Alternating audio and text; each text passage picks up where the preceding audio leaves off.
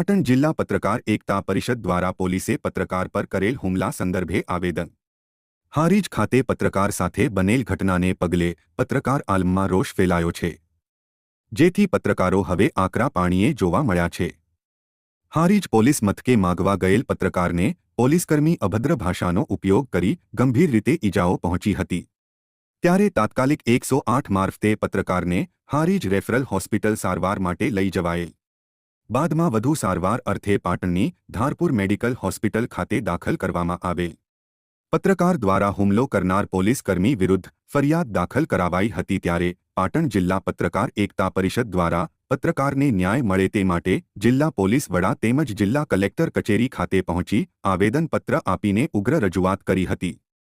પાટણ જિલ્લાના હારીજ ખાતે એક નાસ્તાની લારી પર મારામારીની ઘટના બનવા પામી હતી, ત્યારે બનાવના બીજા દિવસે પત્રકાર વિનોદ ઠાકર દ્વારા હારીજ પોલીસ મથકમાં બનેલી ઘટનાની માહિતી લેવા માટે જતા ફરજ પર હાજર પોલીસકર્મી લાલાભાઈ ચેહાભાઈ નાડોદા દ્વારા પત્રકાર વિનોદ ઠાકર પર હુમલો કરવામાં આવ્યો હતો, જે ઘટનાને પગલે પત્રકારને ન્યાય મળે અને પોલીસકર્મી વિરુદ્ધ કાયદેસરની કાર્યવાહી હાથ ધરવામાં આવે તે સંદર્ભે સમગ્ર પાટણ જિલ્લાના પત્રકારોએ એસપી કચેરી સહિત કલેક્ટર કચેરી પહોંચીને આવેદન આપ્યું હતું। અહેવાલ પત્રકાર તરીકે ફરજ બજાવતા વિનોદભાઈ ઠાકર ઉપર 2 દિવસ પહેલા પોલીસ સ્ટેશનની અંદર ઘટના સંબંધિત વિગતો લેવા ગયેલા, ત્યારે જે ઘટનાક્રમ બન્યો, લાલભાઈ પોલીસ તરફથી એમના ઉપર એટેક કરવામાં આવ્યો અને એમને 2 દિવસની સારવાર આપવામાં આવી છે।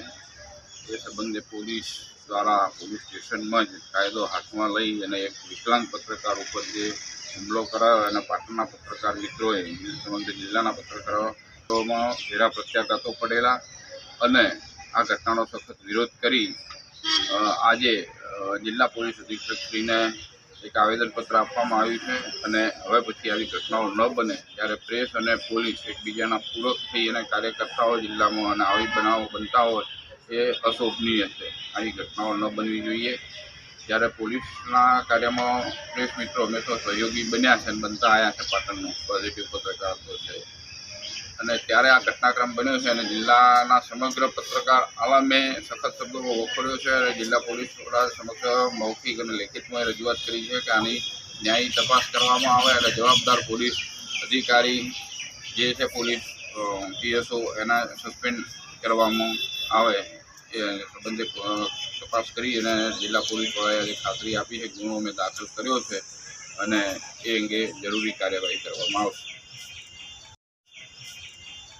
2 દિવસ પહેલાં હારીજમાં જે પત્રકાર સાથે જે ઘટના બની એને અમે બધા પત્રકાર મિત્રો વખોડીએ છીએ।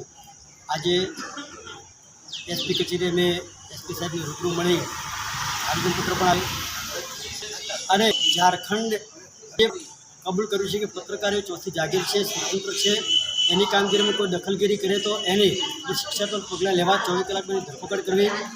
ભલે આજે અમે એસપી સાહેબને મળ્યા, એમણે એમ પણ કહ્યું કે ભાઈ અમે આ બાબતે ગંભીર થઈશું, જો આની આ ઘટના પોલીસ સાથે સામાન્ય નાગરિકે કરી હોત તો 24 કલાકમાં એની એટેક પણ કર્યો હોત અને એની સામે કાર્યવાહી કરી હોત।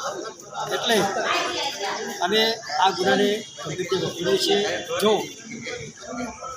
પોલીસ તંત્ર દ્વારા આના ઉપર કાયદેસર કાર્યવાહી કરવામાં નહીં આવે તો બધા પત્રકારો મુખ્યમંત્રી સાથે, ગુજરાતના ગૃહમંત્રી સાથે મળી અને અમે ન્યાય માટે અમારી પ્રતિક જગ્યા માટે આંદોલન કરીશું। નીતિન ઠાકર, દિવ્ય ભાસ્કર, ચાણસ્મા। બોલો।